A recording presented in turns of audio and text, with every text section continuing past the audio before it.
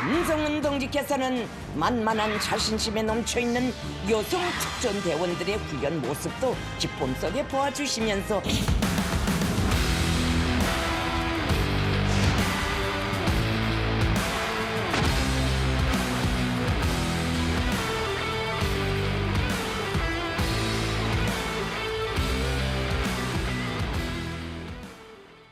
최근 북한이요, 이 각종 내부 쪽 매체들을 통해서 잇따라서 뭘 내세우고 있냐, 바로 여군입니다. 자, 한번 볼까요? 자, 이렇게 특수부대원들이 기이한 무술, 격파 시범에 저런 좀 비과학적인, 저런 약간 좀 비현실적인 저런 모습들까지 좀 선보이면서 일종의 뭐 차력쇼처럼 아찔한 장면들이 계속해서 연달아지는데, 자, 여기에 이어서 등장한 바로 여성 특수부대원들이 굉장히 힘찬 기합과 함께 동작들을 갖가지 선보이죠. 자, 김정은은 굉장히 이걸 보고 또 흡족해하면서 저렇게 박수까지 치는데요. 자, 여기에 보면은 자세히 보면은요, 한 여군이 뭐 가상의 적으로 설정된 저런 남성 군인을 옆차기로 저렇게 제압하는 장면까지 사진으로 공개를 한 겁니다. 자, 일단 김정은 평론가. 예. 과거에도 보면 북한 특수부대 여군들이 뭐 저런 훈련 시범을 보였던 사례가 있어요? 저는 사실 처음 봅니다. 그러니까 이제 김정은이 등장하고 나서 뭐 예. 공군 부대라든가 이런 데 방문해서 여성 전투기 조종사를 만난다거나 이런 건 있었지만 여성으로 따로 이렇게 편제가 된 특수부대원이 나온 거는 사실상 좀 이번이 처음인 것 같고, 지금 이제 화면에도 나오고 있지만 제가 봤을 때는 이제 북한에서 격술이라 부르는 우리 군에서 보면 이제 특공 무술 같은 거를 이제 시범을 보이는 걸로 보여지는데, 그런 걸 통해서 어떻게 보면은 이제 북한군도 이런 새로운 여성도 특수부대를 만들 수 있다, 이런 걸 좀 대내적으로 보여주는 게 아닌가 좀 생각이 됩니다. 근데 저희가 이 영상을 이제 사전에 두 분 특별히 모시고 또 얘기를 하기 위해서 북한 또 여군 출신 두 분을 특별하게 모셨어요. 특히 그 김정하 대표님한테 이거 사전에 좀 영상을 보여드렸더니, 아니 이거 좀 실제 투입된 특수부대원들 아닌 것 같다 이러셨어요. 왜냐하면 네. 실제 투입되는 특수부대원들은 얼굴을 공개하면 안 됩니다. 아. 예, 그렇기 때문에 저거는 철저하게 1호용으로 제작된 거고요. 두 번째, 그 영상에서 보게 되면 다 함께 이제 춤추듯이 움직이는데, 네. 실제 격술 훈련 심판은이라는 거 우리가 판정받을 때는 저렇게 하면요, 노래 부르니? 저 어디서 저런 것들 끌고 와서 이러고 현장에서 우리 정말로 제대로 기합받아요. 그리고 아까 그 여군이 이제 발차기 모습을 보여줬잖아요. 제가 그거 살짝 시범 한번 좀 보여드릴 거예요. 왜 저것이 이제 그냥 행소용인지. 실제 우리가 격술 훈련을 할 때는 실제 저 동작이, 기술적 동작이 발 모양이 다릅니다. 아, 저렇게 안 찬다? 예, 보여주세요. 저거는 그냥 발바닥으로 상대 가슴팍을 네. 치는 거지. 저거는 격술의 기본 기술이 들어간 건 아닙니다. 한번 보여줄 수 있나요? 아, 네. 진짜 발차기 보여드리겠습니다. 아마 네. 한 20대 했을 때는 다리가 정말 이렇게 올라갔는데, 네, 지금은 네. 나이가 좀 있어서 다리 그렇게는 올리진 않지만 가벼운 그 발 동작의 기본이 있어요. 그래서 먼저 처음에 훈련할 때 맨발로 훈련합니다. 예. 그럼 열병 시위나 격술 같은 경우에는 맨발로 이렇게 훈련을 할 때 이 발 동작이 제일 중요하거든요. 그럼 발 동작이 이렇게 들어갑니다. 조금만 뒤로 지금 와주세요. 이자같이 그 이제 높이 차기를 할 때 발 동작이 기본으로 이렇게 들어가거든요. 그럼 이 동작으로 기본 이렇게 들어가서 이걸 상대 턱을 날리는 거예요. 아. 여기를 안 쳐요. 네. 그럼 모상식한 거거든요. 아, 그럼 여기를 안 그러면 한다. 예. 열병식 할 때도 실제 이 발 동작 거기서도 나오거든요. 이렇게 나가요. 아. 그럼 발 동작이 이 끝부분은 맨발로 엄청 연습합니다. 아. 그 다음에 신발을 신어야 네. 신발 동작이 이제 그 동작이 나오거든요. 근데 이걸 훈련 안 하고 맨발로 실제 신발 신고 훈련하면 절대로 신발도 이 동작이 안 나와요. 그래서 맨발 훈련한 다음에 이 동작이 신발이 이렇게 되는 거예요. 신발이 이 동작이 나오거든요. 실제 네. 여축 차기가 이렇게 오. 발 모양이 이렇게 나요. 여기에서 이 모양을 예. 잘못 선택하면 복삭뼈가 날아나요. 그럼 아까 그 사진 다시 한번 볼까요? 그럼 그 사진에는 발 모양이 저렇게 되면 안 된다. 발바닥이 세상에 바닥으로 그냥 상대를 밀쳐요. 저거는 그냥 일반인이 하는 거고, 예. 특히 이 전체가 다 함께 막 동시에 함께 막 네네. 움직이는 게 막 이 자세를 올렸다 낮췄다 막 이러잖아요. 훈련 심사 판정에서 저거 완전히 저 어디 예술단이 왔냐고 아, 당장 그래요? 쟤네 쫓아내라 그렇게 평가받는 거예요. 저거는 철저히 일호용 훈련이다. 아, 일호용 훈련이다. 저희는 어. 저렇게 했다가는 저를 부대에서 쫓겨납니다. 아니 그 북한 여군으로서 또 보시기에 출신으로서 보시기에 이 발 동작, 팔 모양부터 이상하다 이렇게 지적을 해주신 거예요. 그러니까 저게 사실상 보여주기로 보인다는 건데 사실 이렇게 보여주기까지 이렇게 김정은이 여군을 내세우는데 그 이유는 사실 김주애의 이런 모습 때문이지 않을까 싶습니다. 저렇게 김주애가요 직접 권총도 막 썼습니다. 게다가 또 보면은 김주애가 아니 직접 저기가 조종석이에요. 저 안에 김주애가 들어가서 조종을 하는 것 같은 영상까지 공개를 한 거죠. 그러니까 사실상 이런 여군을 부각하는 일련의 행보들이 김주애 띄우기, 김주애 후계자 만들기 위한 거 아니냐, 그런 포석 아니냐라는 건데 우리 안혜경 씨 보시기에는 어떻습니까? 어떻게 보게 되면 지금의 북한 주민들이 그 생각을 조금 김주애를 띄움으로 해서 그 북한은 남존여비 사상이 강하잖아요. 그거를 좀 잠재우기 위해서 어릴 때부터 이렇게 특출한 능력을 가졌다라는 네. 걸 보여주는 거고요. 또 북한의 어린아이들의 교과서를 보게 되면 자기 아버지인 김정은도 3살에 뭐 백발백중의 명사수였다. 그리고 6살이 탱크를 몰았다라는 교과서 내용이 있거든요.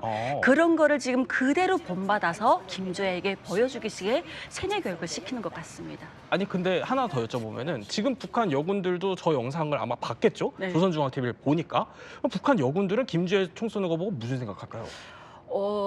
북한 주민 입장이라면 미래의 우리 지도자라고 할 수가 있겠죠. 그런 사람이 우리보다 완전히 특출한 사람이라는 것을 인식하고 있을 수도 있고 우리가 대한민국에서 본 입장에서는 어떻게 아이한테까지 저런 걸 해가지고 보여주기 위한 쇼를 하냐?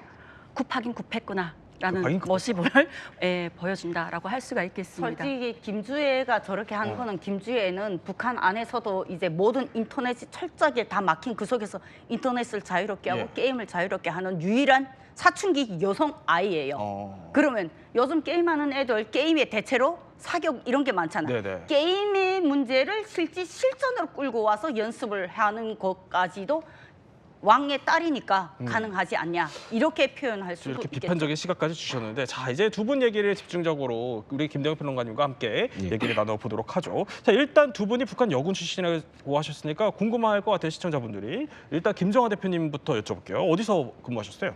저는 8.15 훈련소 기계화 장갑 보병 부대 부중대장 중위였습니다. 아 장교셨군요. 네, 그런데 실제 이제 그 장교까지 올라가기에는 이제 한 번에 올라간 게 아니라 북한 군에는 병사생활 3년이라는 기본적 중앙당 간부의 자녀도 무조건 지켜야 되는 그 규칙이 있어요. 그러면 병사생활 3년을 17살에 군에 입대해서 3년 동안 하고 20살에 군사대학 올라가서 열병식 훈련과 군사 교육을 받고 이제 장교 임관하기까지 1년 교육받고 그다음에 8.15 훈련소에서 3년을 장교 생활하고 그리고 또 의가사 제대를 받았어요. 제가 열병식 훈련하면서 하반신 마비 건강이 상당히 조금 안 좋았습니다. 그래서 의가사 제대 받은 이후에도 부대가 안 놔주고 이제 통극수인국 산하의 한개 여단 무기 탄약고를 관리하는 보위 대장 직책까지 해서 10년 동안 정수하게 된 거죠. 10년이나 저렇게 열병식까지 하셨다는 건데 그럼 우리 안혜경 씨는요? 어디 계셨죠?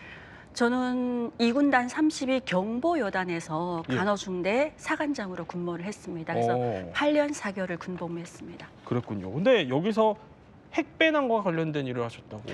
네, 제가 대한민국에 처음에 입국하면서 우리가 다 하나원 조사를 받지 않습니까? 그때 처음으로 북한의 핵배낭 부대, 자설 특공 부대가 있다라는 것을 처음으로 실토한 사람이었고 그 당시만 해도 북한에 이러한 부대가 있다라는 것을 국정원이 보게 되면 제가 조사를 받으면서 정말로 많은 지식을 알고 북한에 대한 정보를 알고 있던데 이것만은 모르고 있더라고요. 그래서 그 당시도 북한에 뭐 이런 부대가 있겠냐라고 했는데 실제 북한이 그 몇 해 지나서 열병식을 통해서 공개를 했다라는 것이죠. 그럼 지금부터 두 분이 이제 체험한 그 북한 여군의 실상을 저희가 하나씩 뜯어볼 텐데 자 일단 하나씩 좀 파헤쳐 볼게요.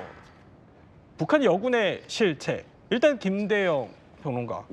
뭐 북한 여군에 대해서는 워낙 정보가 사실 많진 않아요. 근데 그렇다 해도 좀 드러난 것 중에는 뭐가 있나요? 저는 이제 김정은 등장하면서 뭐 전방 부대나 이제 부대 시찰할 때 좀 눈에 많이 띄었던 게 그러니까 여군들로 이루어진 이런 대공포 부대들을 좀 많이 봤습니다. 그래서 뭐 이름도 사실 좀 생소한데 뭐 감나무 중대, 감나무 중대? 네, 들꽃 중대 이런 게 있다라고 하더라고요. 오.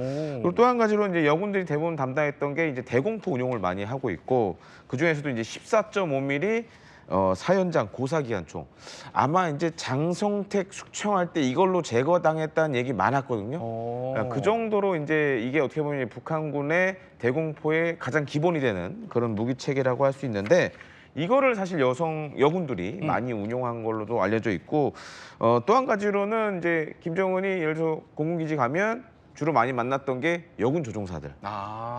그 여군 조종사도 많이 만났던 것도 좀 기억이 들고 이 밖에 이제 뭐 아시다시피 여기 두 분 계시지만 장교 교육 받는 분들은 대부분 이제 출신 성분이 좋고 뭐 이런 걸로 전해지고 있습니다. 아니 근데 사실 이름들이 좀 독특해요. 뭐 감나무 중대, 들꽃 중대. 근데 이런 것들을 알고 보니까 김정일이 이름을 지어줬어요? 김정일 당시에 저 이름의 역사를 말하자면 저거는 그냥 딱 한마디로 정리한다면 1호 방문 부대 이름이라고 생각하시면 됩니다.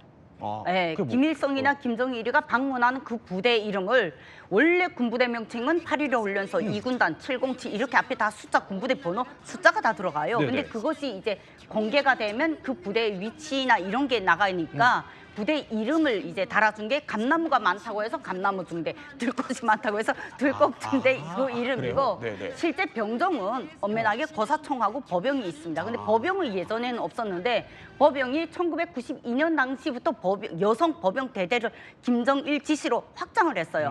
왜 그걸 확장했냐? 2차 세계대전 당시에 여성 군인들이 상당히 활약이 있었다. 네. 우리도 여성 군인 부대를 많이 만들자. 그리고 여성 지휘관들을 많이 양성하자. 이 강연을 1993년도에 제가 입대해서 실제 군부대 강연으로 제가 들었고 나중에 장교로 배치됐을 때 여성 법영 대대에 이제 내가 배치되면서 그 법영 대대가 맨 초반에 시작될 때 어떻게 시작됐는지 그 경위를 제가 알게 된 거죠. 그렇군요. 자 이렇게 아니 찾아보니까 뭐 김정일이 그 뭐 이름도 붙여줬지만 핸드크림까지 좀 선물을 했을 정도로 여군을 또 각별하게 아꼈다 이런 얘기들도 나오는데 자 그러면 여군 얘기를 해봤다면 이제부터 두 분의 체험 얘기를 본격적으로 해봐야겠죠. 자 한번 볼까요? 자 안혜경 씨 얘기부터 해볼게요. 핵배낭 부대 하면은 사실 떠오르는 영상이 있어요. 바로 그 영상부터 일단 볼까요? 자, 이 영상이에요. 근데 이게 그러니까 과거에 보면은 북한 열병식에서 저렇게 가슴 쪽에 보면 뭐 가방처럼 보이죠. 저 가방에 핵무기 이제 로고 저런 게 달려 있어서 우리한테도 저 실체가 이제 슬슬 알려진 건데 저 안에 진짜 핵이 있어요. 사실 저 안에 핵보다는 고성능 방사능 물질이 들어가 있죠. 그런데 우리는 저걸 핵 배낭이라고 하는데 사실 북한 주민들이 핵이 얼마만큼 위험한지를 모르고 있는 거예요. 네. 핵이 위험하다라는 걸 인지하는 순간 저걸 가슴에 안을 사람이 있겠습니까? 근데 핵만 있으면 우리 체제를 지킬 수 있다라는 이러한 세뇌 교육 때문에 그들이 저걸 가슴에 안고 저렇게 충성심을 불태우는 것이지 실제 저 안에 핵은 없습니다. 그럼 핵배낭 부대라는 건 무슨 임무를 하는 거예요? 일단 자살 특공대죠. 예, 가미가제 같은 그런 자살 특공대인데 유사시 임무를 받게 되면 저희가 늘 훈련할 때 하던 얘기가 있습니다. 100명이 침투해서 10명이 그 침투 장소에 정확히 도착해도 그 임무는 성공한 것이다. 100명 중에 10명만 네. 돌고 그럴 정도로 혹독한 훈련을 하는 게 바로 자살 특공대의 임무다라고 할 수가 있겠습니다. 그러니까 유사시에 그러면은 거의 제일 먼저 가는 막 그런 부대다. 그렇죠. 유사시에 제일 먼저 침투해서 예. 주요 요충지를 타격하고 그래요. 거기에 더해서 핵무기로 해서 그 주역을 완전히 초토화시키는. 근데 거기서 이제 여군으로 또 복무를 하셨던 건데. 네, 맞습니다. 아니 이러면 사실 사람인지라 너무 두려울 것 같거든요. 근데 이 두려움을 이기기 위해서 아주 강한 세뇌 교육을 한다 그래요? 네, 그래서 일반 법영들은 사실 매일 1시간의 정신교육을 북한으로 말하면 전투정치 훈련 중에 가장 중요한 게 정치사상 학습이라고 하거든요. 근데 북한의 경보요단이라든가 저격 부대 같은 경우에는 부대 안에 공산 대학이 있어요. 네. 그래서 오후마다 2시간 이상의 정치사상 교육을 좀 더 확실하게 받고 있습니다. 사상 교육을. 네. 근데 사상도 사상이지만 사실 체력도 빼놓을 수 없잖아요. 네, 맞습니다. 그래서 일반 법영보다는 보급품이 좀 더 잘 보급이 되는데 그럼에도 불구하고 대한민국의 특전사에 비해서는 정말로 열악하다라고 할 수가 있겠죠. 근데 저희한테 사전 인터뷰 때 30리, 그러니까 약 한 12km 되는 그 거리를 아니 1분 1시간 30분 만에 가요? 여기를 그렇게 주파할 수가 있어요? 그게 훈련을 통해서 그게 몸으로 단련이 되는 거거든요. 그래서 북한은 매주 토요일 날마다 30리 강행군 하고 그리고 마지막 월 네 번째 주 토요일 날에는 100리 행군을 하고 그리고 이제 북한은 1기 2기라고 해서 네. 점수정치 훈련이 있습니다. 그럴 때는 천리 행군.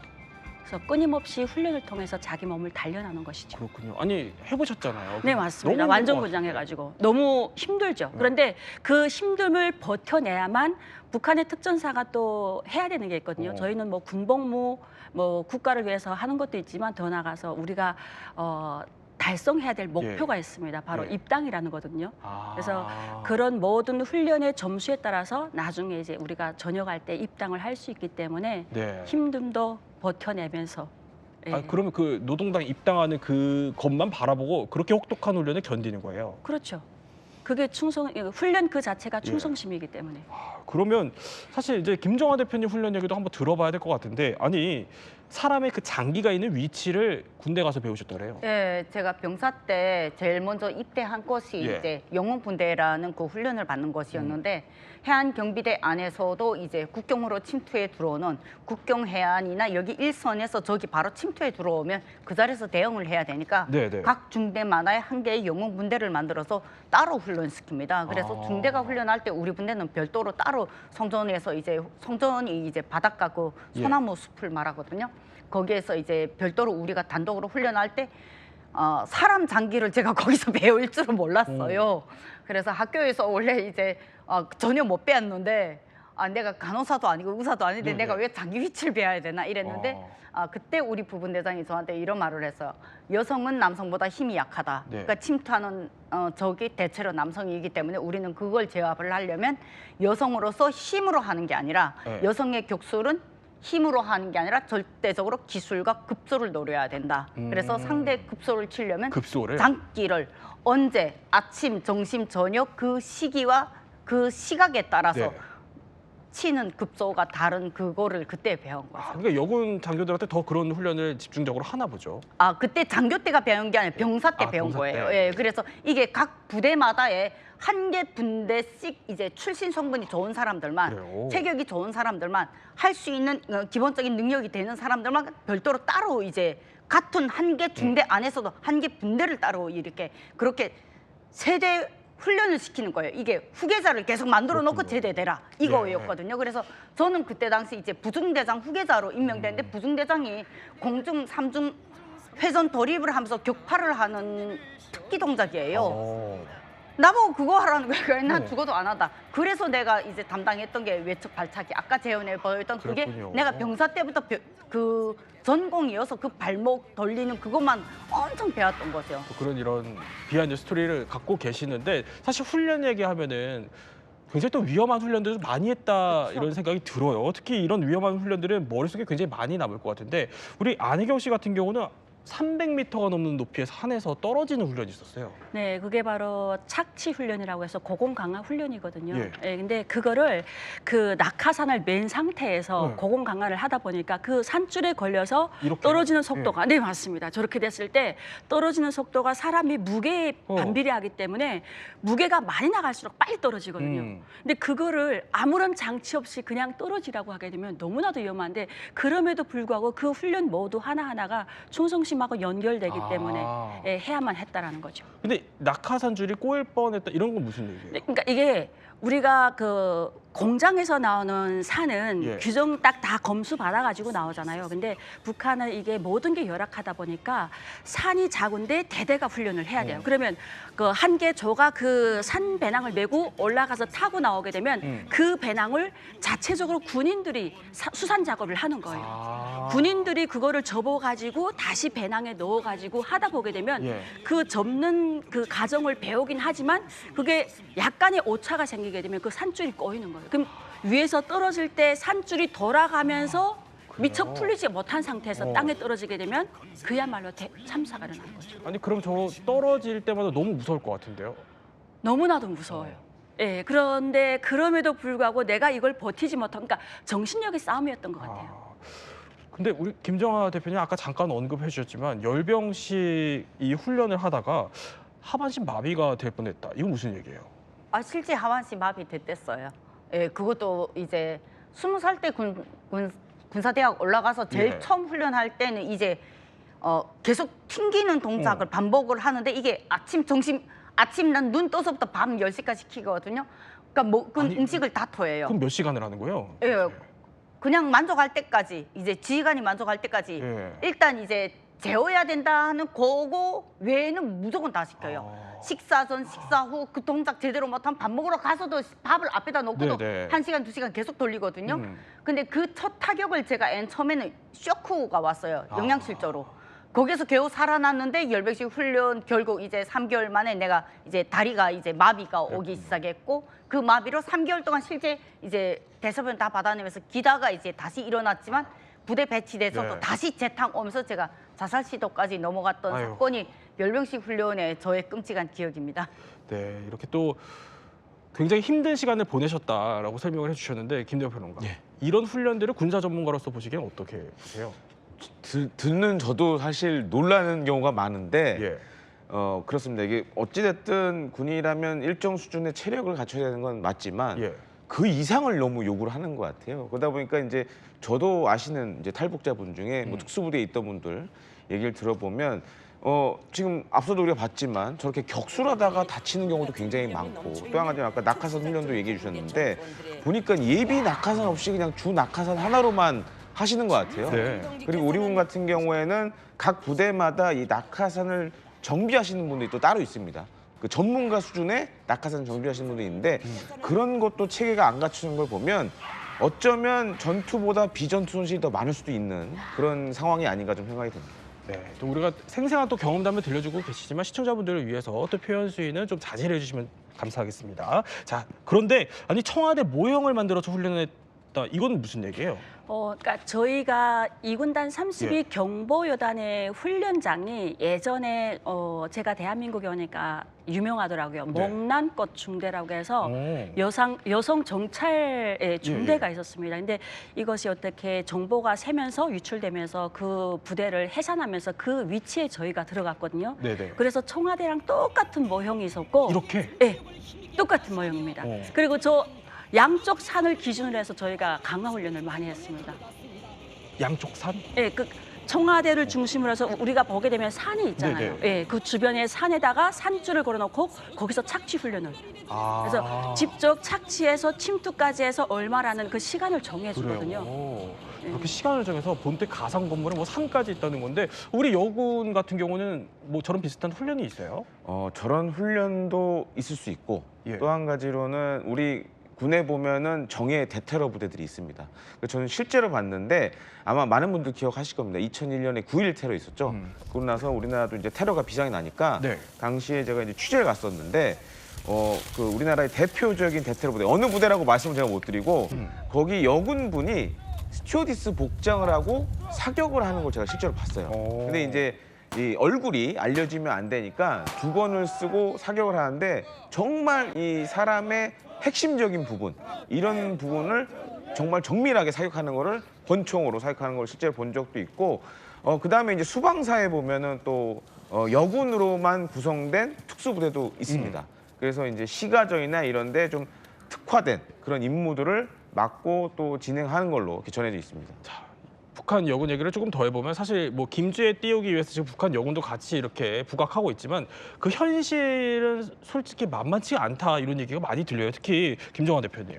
그 부대 건물을 여군이 지어요? 네, 실제 그 여성 예. 보병대대 최초로 이제 1990년대 초반에 이제 조직된 그 보병대대 같은 경우에는 제가 부대 배치돼서 이제 그 군인들이 하고 같은 부대원들 얘기를 들어보니까 그냥 여성 보병 대대를 최고사령관이 만들라 해서 지휘관과 하사관들이 다 축출해서 전군에서 축출해서 걸로 왔는데 그냥 호흡벌판이었대요. 호흡벌판에서 그들이 직접 흙으로 벽돌처럼 이제 산의 진흙을 파서 몰탈 이겨서 배분해서 배분까지도 다 시내에 나가서 자기네가 그 건설 업계 그 사람들한테 자문 받아서 물어봐서 직접 본인들이 흙을 나르고 통나무 깎아서 2층짜리 건물을 지었는데 건물이 가끔씩 가다가 구멍이 보이거든요. 그래서 이거 왜 이래? 이거 저 부서지상이 여기에다 뭘 막아야 되는데 막지를 않고 그날 너무 힘들어서 그냥 자는데 그냥 올렸다. 그 안에 건물 자체 곳곳에 스토리가 너무 많고요. 장마 때는 비가 계속 셉니다. 사실 저게 건물도 짓지만 그 뭐 내부에서 진급이나 생활에 있어서 차별이 만만치 않다고 그러거든요. 그렇죠. 차별이 만만치 않죠. 그 안에 내부에서는 이제 특히 출신 성분이 좋은 이제 그 집안한 내력을 경력을 가진 그 사람이 당원의 순서에서도 제일 1순위입니다. 먼저예요.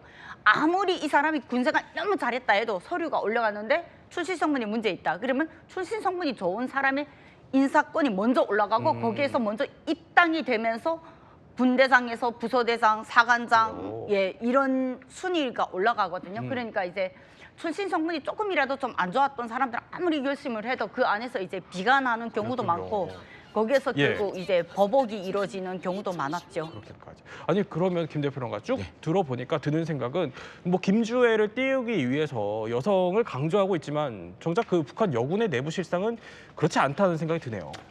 저도 지금 얘기를 들으면서 예. 국내 인권 문제라든가 그다음에 남존 여비 사상 이런 게 굉장히 심각한데도 불구하고 어찌됐든 김주애를 후계자로 세우기 위해서는 일종의 서사가 필요하잖아요. 네. 그러다 보니까 북한군 내에서 이렇게 여군 특수부대도 있고 또 여러 가지 여군들에 대한 것들에 좀 포커스를 많이 맞춰서 지금 뭔가 홍보를 하는 게 아니냐라는 생각이 많이 듭니다. 또 세 분과 함께 북한 여군에 대해서 몰랐던 이야기 한번 살펴봤습니다. 저희는 60초 후에 뵙겠습니다.